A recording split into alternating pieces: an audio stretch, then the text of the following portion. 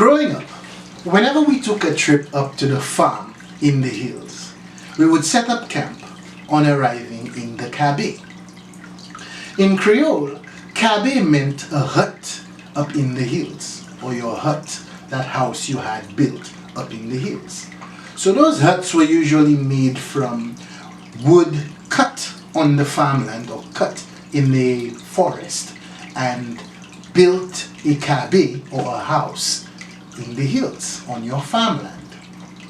So Cabe, you can compare it to, in the Western culture, a cottage, which usually is a cottage that you would have a home away from your home in the city, and your cottage would usually be up in the woods or near the lakes or near the rivers where the wildlife is, so you can escape from the hustle and bustle of the urban life and head up to your cottage.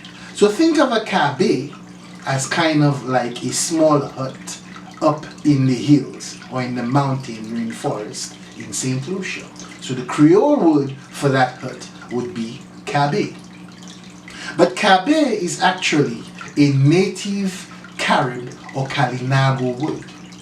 So the Calinagos are the Caribs, or the Native Americans who were found in the Caribbean when Christopher Columbus and the people who followed after him came down into the Caribbean and the West Indies.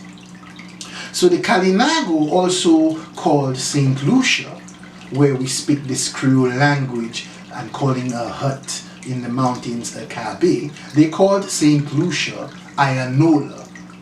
Ayanola is also, there's another word, Uranora, which is our international airport in St. Lucia, found in the south of the island, is associated to the native name for St. Lucia, Ayanola. Ayanola, Uranola. So there you have it.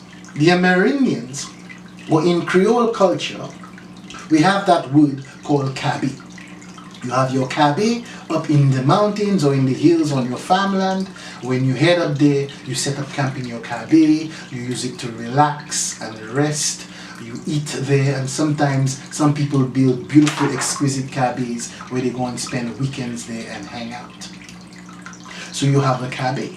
But Cabe is an Amerindian word for house or home. It was taken from the Amerindian language, but it now finds itself in Creole culture, Cabe. So don't forget to hit the like button, subscribe, and look forward to a lot more interesting tidbits coming from a Creole perspective, but reaching out and finding some understanding and meaning to it. See you next time.